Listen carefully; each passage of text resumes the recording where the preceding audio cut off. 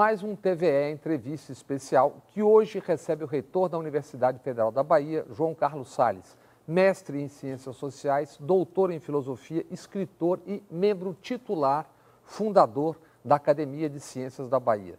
Salles ocupa a cadeira 32 da Academia de Letras da Bahia. Ele é presidente da Sociedade Interamericana de Filosofia e vice-presidente da ANDIFES, Associação Nacional dos Dirigentes de Instituições Federais de Ensino Superior. João Carlos Salles administra a UFBA pelo segundo mandato, até 2022. Professor, muito obrigado por ter aceitado o convite da TVE, a TV Pública da Bahia, para esta conversa. O ministro da Educação, Abraham Weintraub, anunciou inicialmente um bloqueio de 30% das verbas de manutenção, custeio, que nós vamos tentar saber o que é exatamente isso. Me parece que isso depois subiu mais 11%, teria chegado a algo em torno dos 48 milhões. Não sei se assim ficou ou não, se vocês estão negociando ou se não estão. Nos explique, por favor, qual é o orçamento global, genericamente, da UFBA e quanto uma universidade, qualquer uma delas, a UFBA, recebe realmente diretamente para manejo com custeio, tal, quanto chega e para quê, caso esse bloqueio anunciado se confirme. Veja, o orçamento é, de fato, complexo. Ele tem 3 grandes dimensões, né? Não tão grandes assim, algumas delas. Uma é grande, realmente, que é pessoal. Pessoal, de fato, quanto mais antiga a universidade, maior é essa rubrica de pessoal. E quem paga não é aqui. A gente não toca nesse recurso. Esse recurso é diretamente, apenas elabora a folha, mas esse recurso é diretamente gerenciado pelo Ministério, né? Veja, a UFBA tem um orçamento global de 1 bilhão e 500 milhões aproximadamente. Ele tem crescido, mas crescido onde? Na parte de pessoal, natural. Por um detalhe até relativamente perverso, no sentido de você compreender o que é o custo do nosso aluno. Porque, diferentemente de outros lugares, os ativos, você paga os ativos, mas os aposentados, inativos e pensionistas também estão no nosso orçamento. Então, quanto mais antiga a universidade, maior o número de inativos, maior o número de pensionistas. Mas só para deixar claro para o telespectador, para o amigo e para a amiga, esse pagamento não diz respeito a vocês. Quem paga é CEPLAN. Não é discricionário, não é discricionário. Nós não temos nenhum arbítrio, nenhuma ingerência sobre isso, né? Salvo num detalhe curioso. Pela primeira vez no ano passado, recorreram ao superávit da UFBA e de outras universidades para completar a folha dos inativos. Então, ou seja, tiraram de vocês. Tiraram de nós, né? Ou seja, isso foi preocupante, porque não havia registro na nossa história de uma operação desse tipo. Mas então, quando as pessoas falam do grande orçamento da universidade, está falando de algo sobre o qual nós não temos nenhuma ingerência. Quanto vocês têm, ou que pedaço? Olha, o pedaço fundamental está algo em torno de 170 milhões. Ano. Mas se fosse mês, a gente estava feliz da vida, não. É ano, veja, ano, e veja só a gravidade da situação. Se nós pensarmos agora que você está bloqueando, né, e esse é o valor, vou dar o valor exato para você, né, algo em torno de 49 milhões, você está, mais ou menos, tirando a capacidade de gerência de 4 meses do nosso custeio. De onde? Primeiro você tem pessoal, tem custeio e tem capital. O capital hoje foi reduzido a muito pouco. O que é o capital? Capital é para comprar, por exemplo, equipamentos, fazer obras. Qual é o tamanho? Na verdade, a UFBA é uma cidade. Qual é o tamanho físico e humano da UFBA? Olha, a UFBA tem 160 prédios, né, edificações diversas. Nós temos campi, sedes, né? Os campos nossos são em Salvador, espalhado em Ondina, Canela, Federação, algumas unidades isoladas, como Faculdade de Medicina no Terreiro Jesus, Faculdade de Ciências Econômicas na Piedade, temos o Museu de Arte Sacra, mas além disso temos Conquista e Camaçari. E quantas pessoas? 50 mil? 50 mil, mais de 40 mil alunos, né? 42 mil alunos, cerca de 2.500 docentes, cerca de 2.000, quase 3.000 técnicos. Cidade. Claro, uma cidade, né?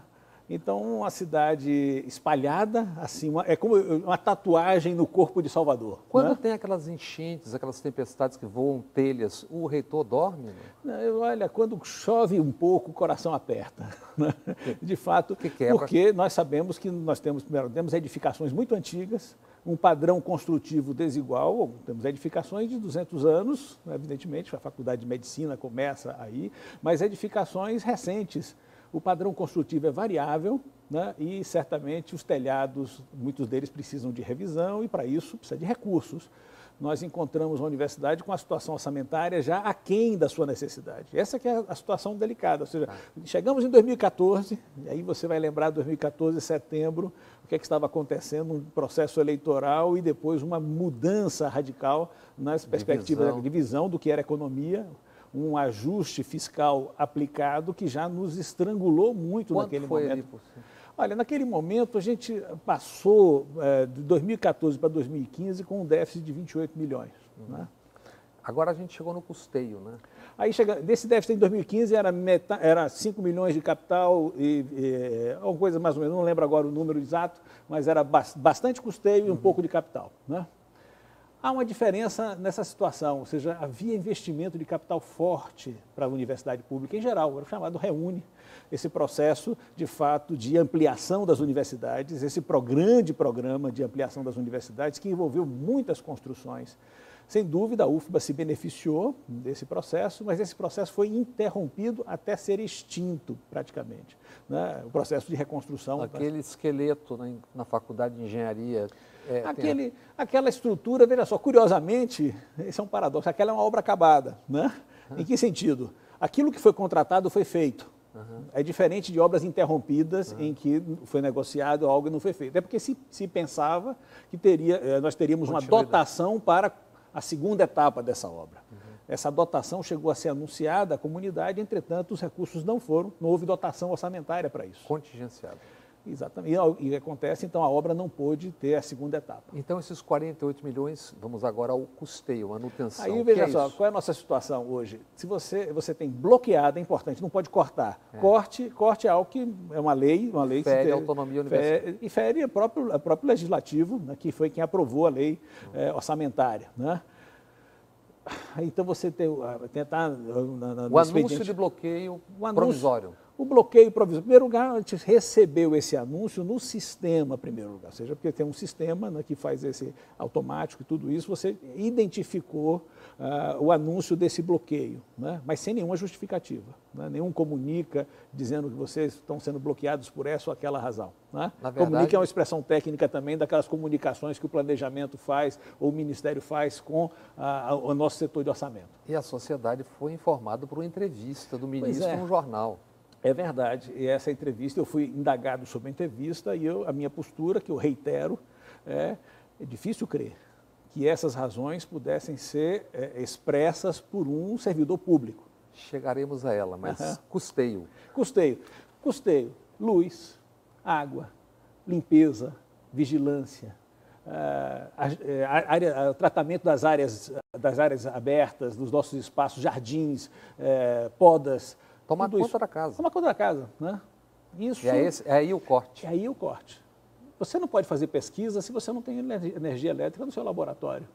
Você não vai conseguir dar aula adequadamente se você não tiver uma condição mínima de higiene nos espaços. Luz, água, banheiros, tudo isso. Ou seja, e aí, veja, curiosamente, o governo insistiu, e esse é um ponto delicado, o governo insistiu que ele não está cortando a assistência estudantil, como se o governo fosse o principal defensor da assistência estudantil. Tomara que seja, mas quem tem defendido a assistência estudantil somos nós. Os reitores das universidades federais têm insistido que a assistência estudantil tem que ser compreendida como algo essencial. Vamos tentar compreender isso, faz parte do custeio também. Mas na rubrica de custeio, eles não contingenciaram a rubrica de assistência estudantil. O que é? Assistência estudantil é para restaurante, residências, tudo aquilo que, em certa medida, completa o processo do acesso à universidade. Não adianta você oferecer vagas aos alunos se você não dá condições de verdadeira inclusão. Comida, espaço tranquilo. Se você tem cotas... Claro, ainda mais assim, você mudou o perfil da universidade, mais de 50% do nosso alunado vem de extrações sociais mais vulneráveis. Evidentemente, essas pessoas precisam de condições para estar na universidade em condições de igualdade, né? Esse é um princípio fundamental de cidadania. As cotas são para a entrada, mas a saída, as pessoas devem sair plenas na sua formação, vivas, sem divisão. Esse é o nosso esforço. Você não pode conservar uma divisão que era externa à universidade. A universidade contribui para aflorar o mérito da nossa gente, que é rica, não importa de onde venha, é talentosa, mas para exercer seu talento tem que ter condições de assistência estudantil. Eles não cortaram a assistência estudantil, mas veja só o paradoxo que nós temos. O governo anuncia que essas medidas são de bloqueio para o segundo semestre, mas que a assistência estudantil não foi bloqueada. Né? E isso cria uma situação de maquiagem estranha, porque você vai... É chantagem. Porque você tem que aprovar a Previdência, porque não sei o claro, quê. Exatamente. A alusão disso, ou seja, associar isso à aprovação da Previdência, de fato, é constranger as universidades. E nos obrigar a uma situação de confrontação desnecessária. Você vai ter assistência, você tem assistência para que os alunos façam pesquisa, para que os alunos estudem, para que os alunos participem de atividade de extensão. Se você estiver cerceando as atividades de pesquisa, de ensino e extensão, a assistência se torna quase que uma esmola. É isso que eles compreendem a assistência como esmola? Não, a assistência é essencial. É o investimento na universidade numa formação cidadã. No seu entender, que é um filósofo, que é um pensador, qual é o sentido real, ideológico dessa medida? Isso tem um sentido político. Não. Ou quais poderiam ser, que não se tenha nem certeza, mas que se seja? Difícil fazer especulações sem contrariar o princípio que eu estabeleci inicialmente. Eu estabeleci um princípio... Consigo mesmo? Comigo mesmo e diante da comunidade. Né? Eu sou servidor público. Né? Eu respondo pela universidade e dialogo com outros servidores públicos. Eu não posso fazer uma presunção de culpa em relação a outros servidores públicos. Eu tenho que admitir que um servidor público não pode ser orientado na sua ação por uma motivação ideológica perversa, por uma motivação ideológica estreita, por um esforço de doutrinação, por uma tentativa de sufocar vozes dissonantes. Eu não posso imaginar esse tipo de ação. Né? Você não pode, mas eu posso, por isso que eu pergunto. Eu sei, mas aí, veja, eu tenho que lembrar, veja, você conhece... tem razão, você está amarrado a um princípio... E é um princípio importante, porque, em certa medida, restabelece um espaço público de normatividade, né, que nós temos que reconstruir. De conversa. Pelo menos nós vamos fazer isso. Né? Nós contamos que o Ministério seja capaz de fazer isso, porque eu acho que ele tem uma obrigação de fazer isso. Isso nos ultrapassa nas nossas posições políticas diversas. Aí eu lembro a história de Santo Tomás de Aquino. Né? Santo Tomás de Aquino, sabe, era um filósofo bonachão, né? E as pessoas achavam que era meio tolo. Imagine, Santo Tomás de Aquino, um dos grandes pensadores, achavam que era meio tolo e gostavam de perturbá-lo. Né? E diziam, por exemplo, olha só, Tomás, uma vaca voando, né? E ele saía correndo para ver, e as pessoas rindo da suposta inocência dele, e ele disse, eu achava que era mais razoável uma vaca voar do que um monge mentir. Né?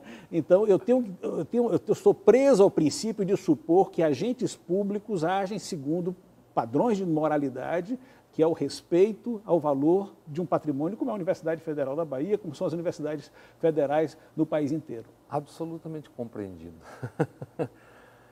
O ministro citou a baixa produção, inclusive científica, para justificar o anúncio.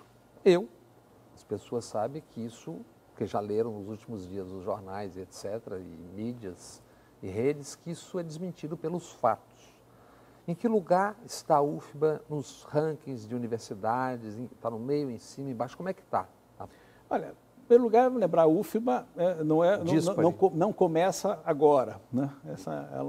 Aí eu quero ressaltar nisso o esforço das gestões passadas, ou seja, a UFBA seria tolo, como às vezes o servidor público pensa que a gestão começa com ele. A gestão não começa com ele, a gestão tem uma história, tem uma responsabilidade compartilhada de gerações. Né? Registro até, não posso deixar de registrar, que a coisa que mais me tocou nesses dias foi receber um telefonema do Dr. Roberto Santos, com a voz já cansada um pouco pela idade, mas hipotecando solidariedade à UFBA. Filho, né? De Edgar Santos, filho do fundador e ex-reitor. Né? Então, ou seja, foi um ex-reitor que me ligou para dar esse abraço solidário. Então, um abraço das gerações, né, que constroem a universidade. A Universidade Federal da Bahia sempre teve destaque em algumas áreas, né, de pesquisa forte. Né?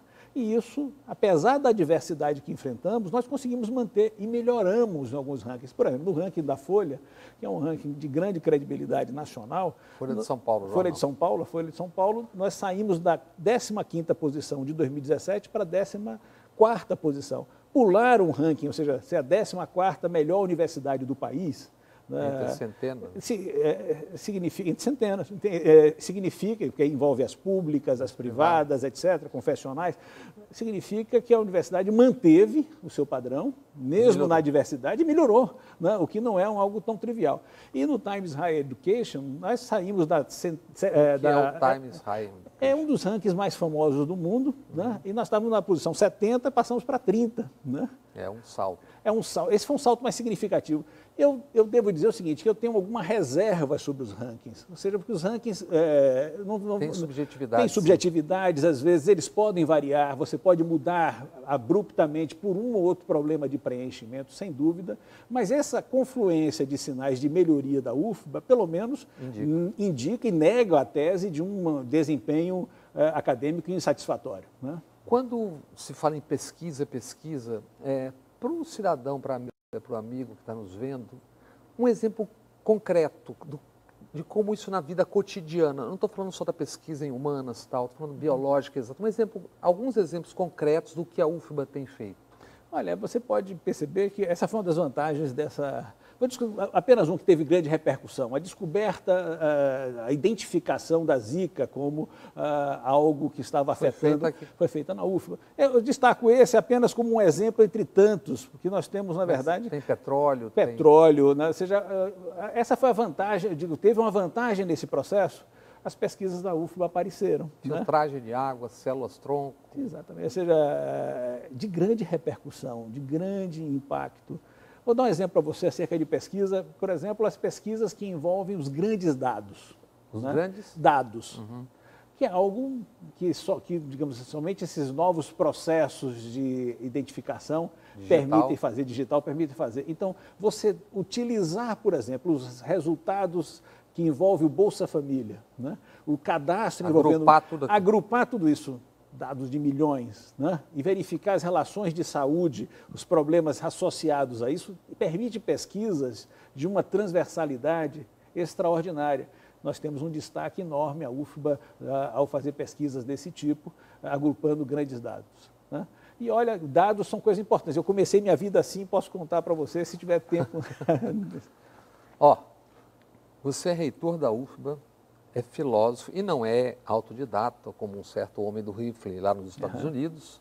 Você já presidiu a Associação Nacional de Pesquisa em Filosofia e é presidente da Associação Interamericana de Filosofia. É vice-presidente da Associação Nacional de Reitores, chamemos assim. Sim. E se ouve por aí que você deve ou pode ser o próximo presidente da Andifes. Eu diria que você é quintuplamente perigoso aos olhos de uma certa visão hegemônica no momento. E ainda torce por Vitória. Veja, Vitória é talvez o dado mais explosivo de tudo isso. Ou seja, eu devo que dizer que o Vitória, de fato, o meu Vitorinha, você sabe que meu amigo Fernando Rego sempre falava no meu Vitorinha, espero que traga alegrias. Né? Eu sou vice-presidente da Andifes, não, ainda vai haver eleição, não, isso em junho, mas... em julho.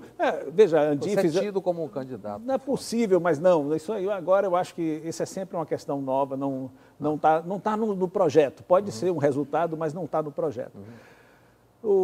Mas eu sou, na verdade, minha trajetória toda é em filosofia. Né? Eu fui, de fato, presidente da ANPOF, né? E hoje sou presidente da CIF, que é a Sociedade Interamericana de Filosofia, e eu acho que é contribuir, né, para que a filosofia, aquela que é feita profissionalmente, uma filosofia que tem padrão, né, de avaliação pela comunidade, que não é uma mera imprecação, né, em geral cercada de termos de qualidade técnica duvidosa, né?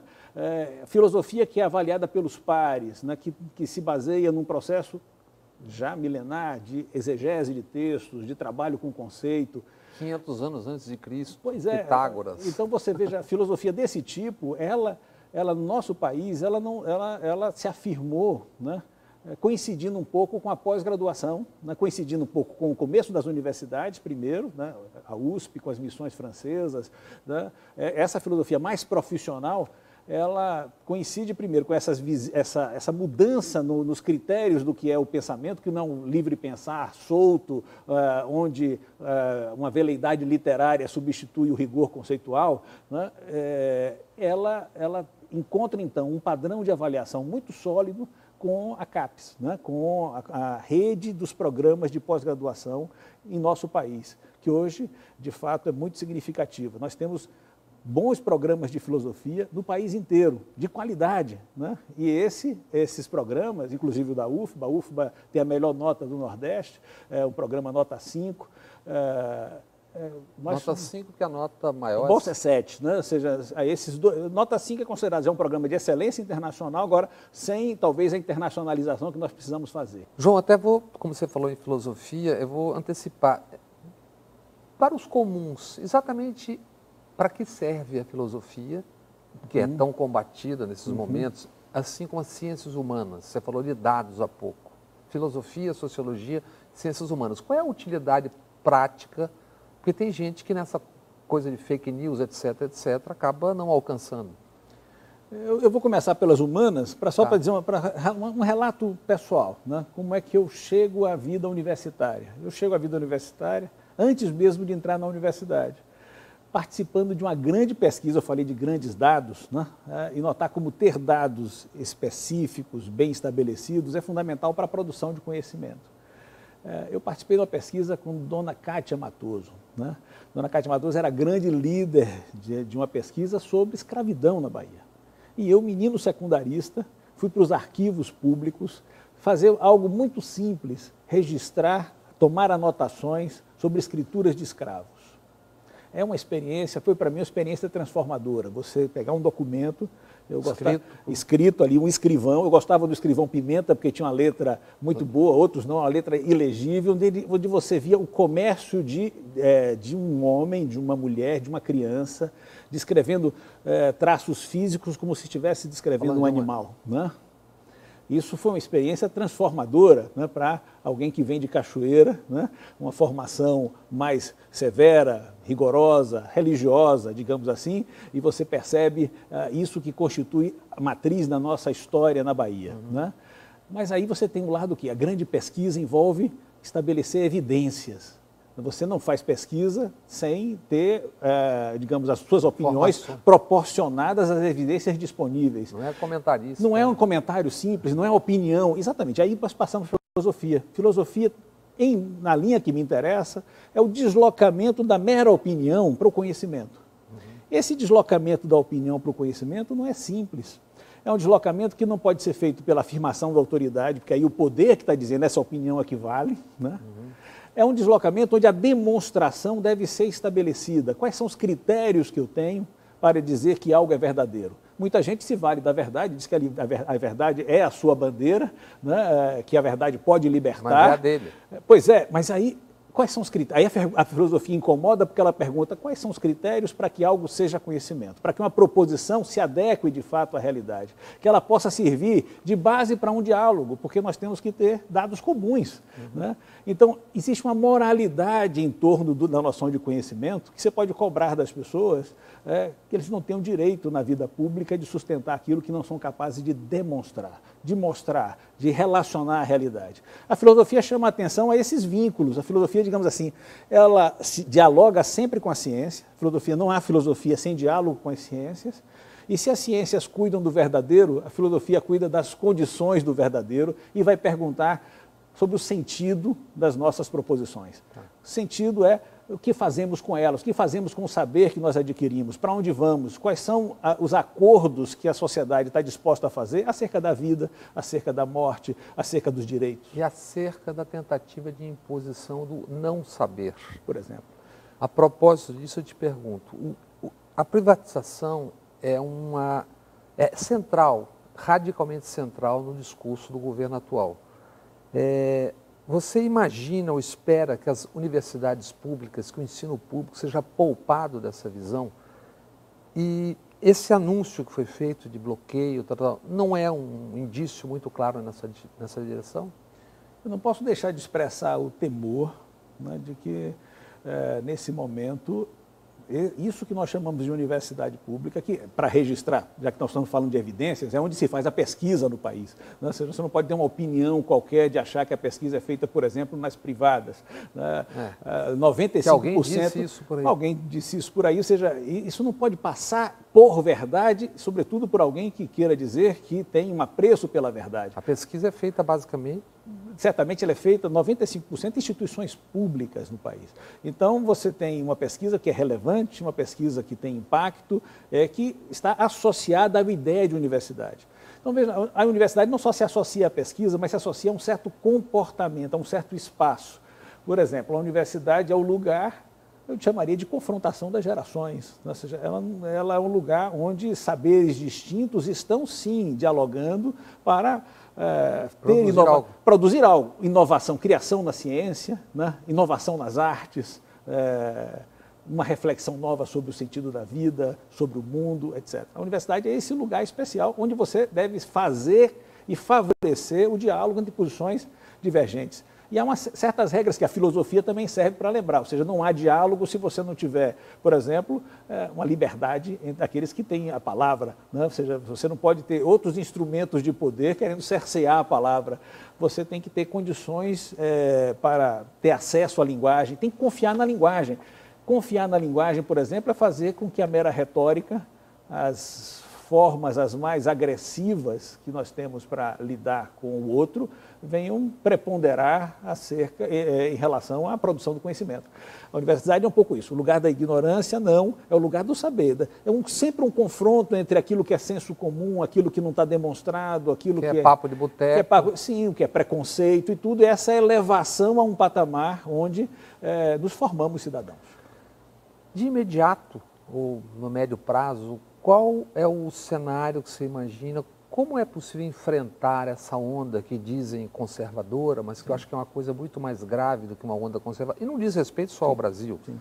Isso tem a ver com N coisas, inclusive com a ascensão digital, obviamente. Sim. Né? Como enfrentar isso? Difícil, né? Difícil dizer que... não posso pensar que a universidade sozinha seja uma casa-mata que vá conseguir enfrentar. Nós temos que recuperar espaços públicos, nós temos que recuperar capacidade de mobilização e de reflexão. Nós temos que, inclusive, ter outras formas de atuação até, não podemos desconhecer a força das mídias sociais, mas temos que nos devolver uma certa paciência dos espaços públicos que vão envolver uma política de resistência às manifestações diversas de totalitarismo, de obscurantismo que temos encontrado em nossa sociedade. Uma pergunta, essa não é para o reitor, mas é para o pensador, o filósofo João Carlos Salles, né? Eu não digo os setores combatentes da corrupção, aquela coisa, porque, na verdade, na minha visão, aquilo ali era uma ação política de quem queria o Estado e os cofres de volta, falando em bom português, eu. Mas mesmo movimentos sociais habitualmente combativos, você tem uma situação de meio de anomia, de letargia, né? De espera. Que fenômeno é esse? Por que está se passando? Por que, diante de tanta coisa, hoje, essa semana, aliás, por acaso, você teve uma primeira reação em frente ao Colégio no Rio de Janeiro, quando o presidente Bolsonaro foi lá, os estudantes foram, sim, não queremos cortes, mas o que está acontecendo? Olha, em primeiro lugar, a gente tem que admitir, né, que as nossas pautas progressistas não souberam ter a sensibilidade devida para agarrar melhor a realidade. Né? Então, vou dar um exemplo, movimentos identitários, movimentos que têm a ver com discriminações relativas a gênero, a raça, etc. Por vezes, eles não se sentiram representados, né, não estavam na política. Não estavam na política, como se fossem até mesmo hostilizados pela política. É aquilo que o Boaventura de Souza Santos nos disse até aqui numa entrevista, né? Tipo, essa é a nova política que não está ainda na política. Sim. E esse é um problema, ou seja, essa nova política que deve ser favorecida, valorizada, também não pode destruir as formas de representação. Então se criou uma certa hostilidade aos meios de representação, né? Então é como se a farsa fosse geral, ampla, geral e irrestrita. E nós temos que recuperar os meios de representação. Não existe democracia direta num país dessa dimensão que não se valha também de mecanismos de democracia representativa, de fóruns onde uma certa autoridade possa colocar limites às coisas. Estamos vivendo um momento em que não há uma autoridade moral, intelectuais que possam colocar limites a a expressão de posições que são abjetas, né, que contrariam a defesa mais natural dos direitos humanos, que, por exemplo, violam os interesses do meio ambiente, violam os interesses dos povos. E há uma letargia, assim, extremamente perigosa, porque ela é cúmplice, claro, de governos autoritários. Talvez, enquanto a política se autoavacalhava, ela estivesse, talvez não, certamente ela estava sendo brutalmente avacalhada por interesses políticos. Sim. Aí se dá essa destruição que você fala. Qual é o caminho? É isso aqui. Só que, claro, a sociedade está viva, existem milhares de movimentos como esse que você citou. Sim. Qual é o caminho, será que nós vamos precisar de ter tempo para que isso se torne de novo política? Quer dizer, que essa interrupção que foi feita, que isso flua. Talvez uma frente, do ponto de vista pensando política agora, seja algo interessante num momento como esse de recomposição, ou é difícil? Nesse momento, até pensando que as universidades são um palco privilegiado dessa formulação de políticas públicas, de reflexão sobre a sociedade, de ciência, ou seja, aquilo que é fundamental para que nós construamos o futuro. Se as universidades têm problema, têm ajustes a serem feitos, se há ajustes até fiscais que devem ser feitos no orçamento das universidades, não há futuro do país sem as universidades. Isso não parece estar claro, né, para o governo, e nós precisamos lembrar ao governo que esse passo não pode ser dado nem em relação à universidade, nem em relação à educação básica. Quero até, se você permitir, tratar sobre essa relação entre a educação básica e... A gente vai falar daqui a pouco. Esse é Tem uma contradição no próprio discurso do governo. Pois é, eu quero falar um pouco sobre isso e tentar compreender essa situação. Mas se as universidades precisam ser protegidas como um espaço, eu considero a universidade um valor universal, né?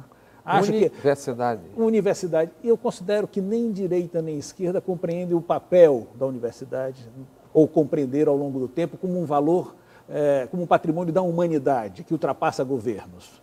Ela não realiza apenas um projeto desse ou daquele governo, ela tem uma dimensão própria, que pode nos contrariar muitas vezes, mas é uma dimensão de maturação que ganha uma cumplicidade, primeiro, que ela não é local, com a cultura local também, mas ela é internacional. É uma entidade muito estranha, a universidade, difícil de entender. E é pena que ela possa estar sendo administrada à distância por pessoas que não tiveram trabalho ainda de compreender a sua diversidade e a sua relação com outros arranjos que chamamos de universidade do planeta, né? Falávamos de uma hipótese de frente, algo a ser debatido, então, inclusive. A universidade ela vai ter que se beneficiar de atores que dialogam com ela. Por exemplo, a SBPC, a CNBB, a OAB, as várias associações, Sociedade Brasileira de Física, associações as mais diversas que reúnem profissionais que estão no mercado, vai ter que dialogar com os empresários, vai ter que dialogar com os movimentos sociais. Não temos que temer o fato necessário de que existem movimentos sociais no país que não podem ser dizimados e que a universidade dialoga com eles. E ao dialogar com alguém, você não transforma apenas em objeto de estudo, coloca numa proveta para examinar, você dialoga. Algo além. Produz algo além. Você tem que ouvir, tem que escutar. Da mesma forma, a universidade tem a capacidade de chamar para esse debate comunidades tradicionais, representantes do povo, religiosos, os mais diversos.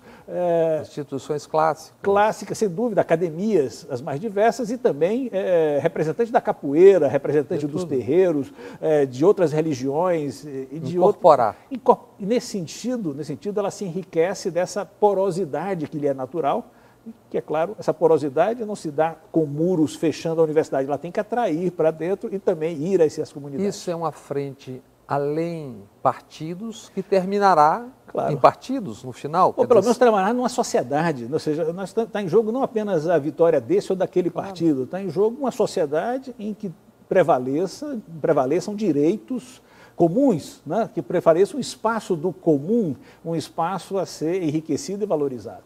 Aquele assunto que você se interessa, que eu ia te perguntar, esse discurso do bloqueio e do apoio ao ensino básico, que é o fundamental, etc., etc., mas, ao mesmo tempo, a Andifes anuncia um bloqueio de 2,4 bilhões para programas de ensino infantil e ensino médio. 2,4 bilhões, o governo está anunciando ou dizendo que haverá esse bloqueio. E dados objetivos.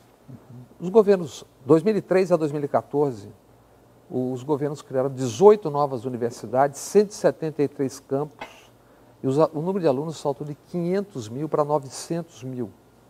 E foram feitas 214 escolas técnicas, e agora se diz que o dinheiro, na verdade, tem que ir para as escolas técnicas. O que explica essa contradição do discurso em si mesmo e com os dados da realidade? Curioso, veja, em termos constitucionais, a responsabilidade pelo ensino superior é do governo federal, sobretudo isso. A responsabilidade precípua, não exclusiva, pela educação básica é de estados e municípios. E aí temos um discurso estranho, mais ou menos, já que esse governo gosta muito de analogias. A analogia é sempre perigosa, quando você espreme muito pode não dar boa coisa. Mas vamos fazer uma analogia nesse caso, né? É como se você dissesse, de uma hora para outra, Bob, que você está gastando muito com seu filho e não com o filho do vizinho, né? E aí você diz, eu vou deserdar meu filho, vou gastar um pouco com o filho do vizinho, né? Só que a responsabilidade dessa outra criança que precisa de cuidados envolve, sobretudo, governos estaduais e municípios. Ou seja, o governo federal não pode se desobrigar daquilo que é sua missão fundamental na educação, que foi destinada a esse governo. O governo, então, não pode desamparar esse grande crescimento fundamental, né, no ensino superior que foi feito. Abandonar esse O ministro Vélez, com quem você esteve, se não me engano, 29 ou 28 de janeiro, depois diria que a universidade é coisa de elite. Pois é, a universidade ainda não conseguiu, você pode até, vamos concordar parcialmente com ele, porque nós precisamos de mais universidade para fazer frente a uma demanda de vagas no ensino superior correspondente a países desenvolvidos. Então precisaríamos de mais vagas na universidade para ela ser menos de elite. Mas ela já se tornou menos de elite por ações afirmativas decididas, muito importantes, que estão sendo combatidas agora, né? Então, veja, primeiro ela se expandiu, né? Ela incorporou várias camadas, né, que antes estavam excluídas da universidade. Sabe a coisa mais emocionante na universidade? Eu confesso a você, mesmo às vezes alguns criticam as cerimônias de formatura, mas é tocante verificar um estudante entrar para a formatura acompanhado de seus pais que nunca entraram numa universidade. É, de fato, uma das cerimônias mais emocionantes da Universidade Federal, e a gente vê isso com muita frequência depois das cotas e de várias ações nossas no sentido da expansão da universidade. Mas veja, tem outra dicotomia, outro paradoxo curioso nessa relação entre a educação básica e educação superior. Não discutindo a questão orçamentária, por princípio, por natureza, só há investimento consentido na educação básica associado a um investimento crescente no ensino superior. O ministro formulou, e esse vídeo eu vi, esse eu posso ver que é um testemunho dele, a partir de uma certa pergunta complexa, né? Se você, quem você prefere? Destinar verbas para a creche ou para uma vaga, 10 vagas para a creche ou uma vaga para da graduação na universidade. Fiquei preocupado, sabe que a pergunta complexa é um expediente retórico curioso. Mesmo o mais famoso livro retórico de todos os tempos, as Catilinárias, começam com uma pergunta complexa, né? Quos quetandem, Catilina? Ou seja, até quando, Catilina, abusarás de nossa paciência? Uma pergunta muito pertinente hoje. Até quando abusarás de nossa paciência?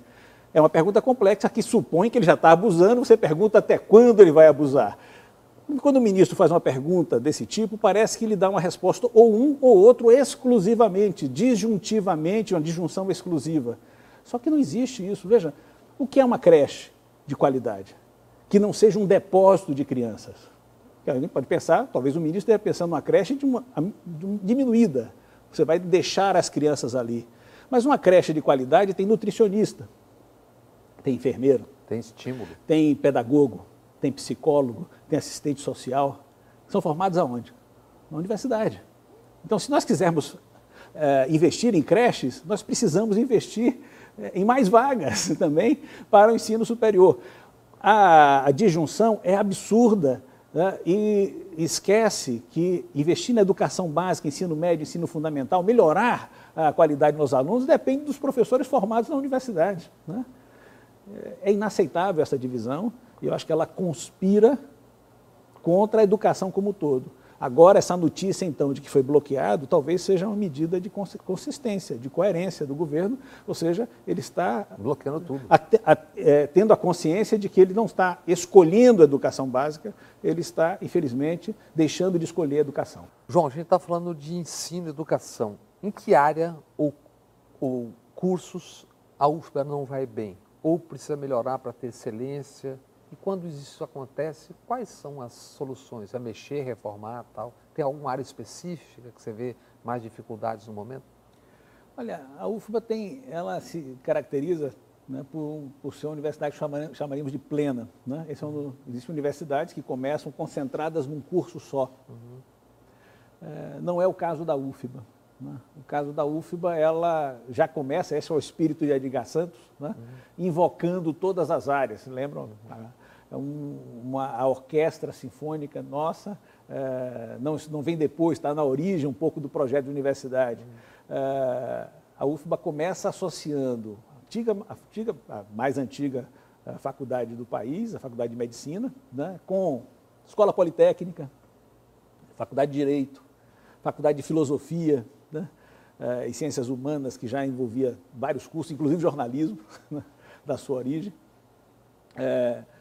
Então, ela começou, digamos assim, de forma meio equilibrada, né? Colaborando as diversas áreas.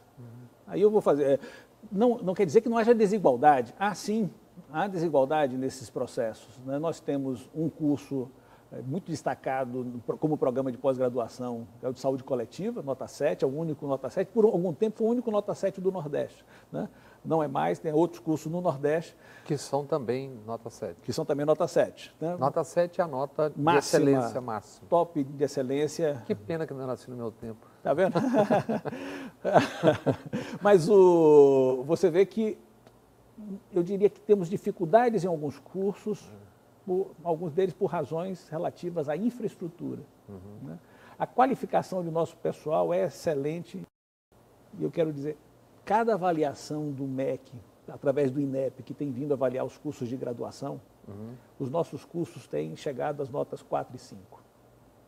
Quando há algum problema, né, houve um problema e houve um recurso em 2 cursos. Isso na pós-graduação. Né? Na graduação, às vezes há um problema indicando problemas de infraestrutura, né, que nós precisamos melhorar. Precisamos melhorar o hospital veterinário, precisamos aumentar as condições no hospital veterinário. Temos que completar o prédio de música que está parado há algum tempo e assim por diante. Ou seja, temos alguns problemas de infraestrutura que às vezes comprometem a nota, mas a qualificação nossa é uma qualificação bem distribuída nas diversas áreas, na graduação. Na pós-graduação, há problema num ou que outro curso, que é natural, acontece, ou seja, isso aí, mas sempre na média nacional. Na média nacional, você vê que nas avaliações, às vezes, alguns cursos não conseguem manter a nota ou tem um atraso na nota. Na UFBA tivemos isso em 3 cursos, entraram com recurso e 2 deles... Aquela área nova que tinha sido criado de transversalidade, se eu não me engano. Pós-cultura, foi o pós-cultura que teve uma nota, o programa de física também. Mas houve um recurso? Houve recurso, foi atendido pela CAPES, não há problema. Mas isso é muito, ou seja, nós estamos, na verdade, nossa avaliação da pós-graduação melhorou sensivelmente. Nós nos deslocamos da condição de ter, sobretudo, cursos 3 e 4, para ter, principalmente, 4 e 5, o que é uma vantagem. Em alta. E na graduação realmente a avaliação dos cursos é muito boa. Problemas nossos, nós temos problemas de infraestrutura, nós temos necessidade de completar obras, temos problemas de acessibilidade, né? E agora nós temos vagas para alunos com deficiência que vão precisar de assistência especial e nós temos um desafio orçamentário para isso. Nós já fizemos orçamentos e projetos para ter acessibilidade no campus, é um dos problemas que nós temos, né? Temos problemas na rede elétrica que nós temos que corrigir, né? Então, de fato, nós temos muita coisa a investir, até para poder, por exemplo, diminuir nosso atual gasto de energia elétrica. Isso envolve, por exemplo, algumas pessoas chegam e dizem, por que não coloca energia solar em todos os lugares? É porque custa o investimento inicial que nós não temos, né? Mas temos várias ações de mobilidade que precisam ter. Temos um problema, por exemplo, na assistência estudantil, que nós precisaríamos ter um restaurante mais capacitado para oferecer em maior quantidade refeições. Começamos agora, dia 10, com o restaurante reabrindo, mas o número de refeições está aquém da necessidade da nossa comunidade. Ou seja, a UFBA tem problemas sim, mas tem sobretudo uma coisa que eu considero muito importante, uma grande cooperação de todos os diretores, uma grande unidade se fez no momento da adversidade. Essa unidade das nossas categorias tem sido, digamos, uma bênção em meio a um tempo tão difícil. Voltando a pesquisas e a UFBA de uma maneira geral. Quem financia a pesquisa? Quais são os institutos federais ou estaduais? E no Brasil inexiste, se não me engano, ao contrário de países do exterior, diretamente o financiamento privado, ou pelo menos via outras organizações, ou existe? E o que são as chamadas atividades de extensão? Que as pessoas também não prestam atenção no que vem a ser isso. Essa é a palavra extensão. Interessante, porque, de fato, extensão, digamos assim, acaba parecendo um pouco o primo pobre, né, do tripé da universidade, da indissociabilidade entre ensino, pesquisa e extensão. E também porque tem algo que incomoda, por exemplo, o governo atual, que é a extensão, tem eventos de interesse público e social, por exemplo. Sim. Não apenas. Eu considero interessante que eu acho que a extensão é definidora da universidade pública. Né? Em que sentido? Você pode imaginar uma instituição privada que tem um ensino de qualidade, e muitas têm. Né? Não tantas, mas tem. Né? Você pode imaginar alguns institutos privados que fazem pesquisa. Algumas fazem, sobretudo, por exemplo, as universidades confessionais, as PUCs, fazem a Unicinos, por exemplo, para dar um exemplo de algumas que se destacam, né, fazendo uma boa pesquisa nas diversas áreas. Né? Mas eu considero que extensão é esse gesto, né, de diálogo com a sociedade que somente a universidade pública pode fazer da maneira mais radical. A extensão ela tem várias modalidades, desde o serviço, por exemplo, você pode ter um serviço que você presta à comunidade. O Hospital das Clínicas. Por exemplo, assistência odontológica, assistência jurídica, ajudar comunidades, por exemplo, a preencher seu imposto de renda. Isso pode ser considerado... Mesmo moradia. Em certos projetos feitos pela Faculdade de Arquitetura, de residência e arquitetura para elaborar projetos de moradia para a comunidade, e assim por diante. Será um conjunto enorme de diálogos feitos diretamente com a comunidade, de assistências que podem ser feitas. Mas a extensão é também aquele gesto de ir à comunidade tradicional, ir à cidade do interior, ir a campo da maneira mais diversa, dialogar, ouvir, e aí também fazer o movimento reverso, né, que é trazer essas pessoas para dentro da universidade. A extensão não é algo que se faça fora, é algo que deve permear a universidade. E isso incomoda. As pessoas, às vezes, se incomodam com a presença dos movimentos sociais. Aliás, foi citado. Foi citado. Que tinha, além de pelados, que eu não sei onde é que viram os pelados, né? Movimentos sem terra dentro da universidade. Se algumas autoridades ficarem... Veja, o corpo é uma coisa curiosa. O corpo, você sabe que na nossa cultura ocidental é objeto de grande debate e é muito difícil saber se é algo que é obsceno ou que é artístico. Esse é um debate interminável e que pode, é claro, causar dificuldade, sobretudo para pessoas com a formação mais conservadora e rígida e, às vezes, pessoas que não frequentaram a universidade podem ter uma resistência em compreender como um gesto artístico, algo que eles chamariam talvez de algo obsceno. Não vou discutir caso a caso temos que discutir se tem qualidade, não tem qualidade, se é disruptivo, se não é disruptivo. O interessante é que as pessoas, pelos comentários que fazem, parece que entrariam na UFBA e encontrariam manifestações de pelados por todos os lados. Isso é falso, é absurdo, isso não é pertinente e de forma alguma. Então, eu acho que faz parte de uma guerra mais subterrânea, no momento em que, só para você ter uma ideia, no momento em que nós tivemos muitas mensagens assim, de apoio à universidade, de pessoas reconhecendo o valor que foi estar na UFBA, tivemos mensagens de associação, manifestações de parlamentares, etc., de repente, pelo WhatsApp, né? Pelas redes, o que apareceu de fotos supostas, né, de atividades, algumas nós sabíamos que não reconhecíamos como sendo nossos espaços, atribuindo a essa ou aquela universidade, algumas fakes, numa guerra insana, é irresponsável. Essas pessoas deveriam colocar a mão na consciência e perceber que estão atingindo algo muito precioso. Aí eu chego a outra questão, que a gente sabe que isso é ideologia em compotas, que partidos, na verdade, estão tentando tomar e encolher a educação, e não só partidos, braços de porções de igrejas, que, aliás, estão tomando também os meios de comunicação, portanto, multiplicando-se nos parlamentos e criando todo uma... o que vem a ser isso que eu considero uma asneira, porque a gente sabe o que é isso, escola sem partido. Não tem a ver com tudo isso? Tem a ver porque, na verdade, é uma tentativa de amordaçar, né? A escola sem partido é uma mordaça colocada sobre a escola, né?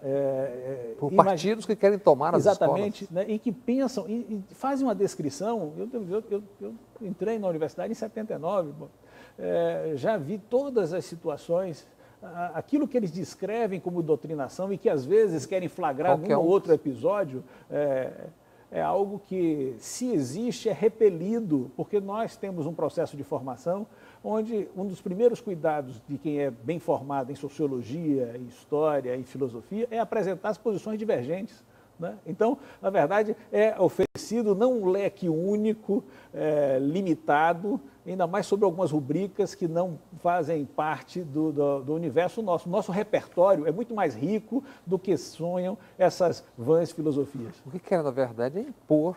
Impor, na verdade, um pacote, esse sim, unilateral, limitante, doutrinário, né, que impedirá a produção de conhecimento como nós conhecemos no Ocidente. Não é na UFBA, não é na Universidade Pública Brasileira, é como se faz ciência, como se faz arte, como se faz cultura nas universidades, tal como conhecemos. Você, como um filósofo, o que você sentiu, o que você pensou quando você pensa quando um ministro da Educação diz, olha, você pode estudar filosofia e sociologia, mas com os seus recursos?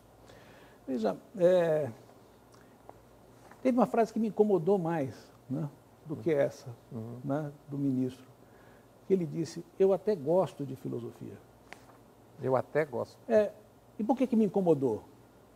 Porque é como se um dirigente, um ministro, uma autoridade, pudesse estar concedendo que se estude algo, né, porque ele gosta. Ou até dizer que ele não tem uma predileção contrária porque ele gosta. As inclinações pessoais de um servidor público não fazem parte de uma política pública. Essa observação incomoda porque parece associar, de fato, uma vontade privada ao interesse público de uma maneira que não tem espaço. As políticas públicas acerca da oferta de cursos são traçadas pelas comunidades, pelas coletividades. As universidades decidem os cursos que devem ministrar. E filosofia e sociologia fazem parte da tradição do Ocidente, fazem parte daquilo que transforma a universidade no que ela sabe que é. E a universidade, ela se caracteriza, algumas estão mais concentradas nessa ou naquela área, ou porque não avançaram ainda, não se tornaram plenas, ou porque escolheram focar em uma área. Isso existe, isso pode até ser positivo. Mas a universidade plena, que chamamos de plena, que é onde estão as melhores, elas se caracterizam por uma colaboração entre as áreas.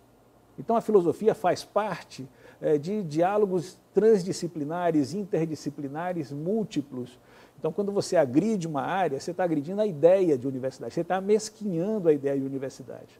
Então, é intolerável dizer que você vai deixar de financiar, porque ela faz bem à universidade como um todo, né? Então, por isso, não é do interesse privado de quem possa ou não possa. Aprender a pensar Exatamente, e faz parte disso, ou seja, na verdade, a filosofia desafia, a sociologia desafia a produção científica, tentando verificar as bases desse interesse tecnológico ou científico em relação à sociedade e o sentido de certos gestos científicos. Eu não sei se há dados, se a pesquisa já deve haver, né? Mas Não lhe parece que um dos veios centrais disso tudo cabe numa palavra chamada ressentimento? Não lhe parece um imã de frustrações, de ressentimentos, de recalques que foram se acomodando, foram se juntando?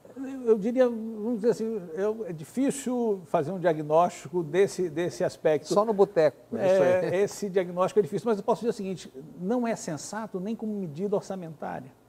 O investimento em filosofia e sociologia é muito pequeno em relação ao conjunto das universidades. Dizer que vai fazer isso é uma motivação indevida. Há um vício, creio, um vício de motivação nessa decisão, e é um vício que pode configurar uma improbidade diante da autonomia das universidades, diante do modo como as universidades organizam o diálogo entre saberes e se afirmam como instituições competentes. Eu estava me referindo nem especificamente ao caso, estou me referindo ao processo político. Ao processo político como um todo, sim, é verdade. Talvez aí, falando de maneira mais genérica, essa raiva em relação ao saber, né? Ao anti-intelectualismo. Ao anti-intelectualismo. E uma citação, o chamado marxismo cultural, no livro Minha Vida, Mein Kampf, Adolf Hitler refere-se e ordena o combate ao marxismo cultural, ou à época chamava-se de bolchevismo cultural.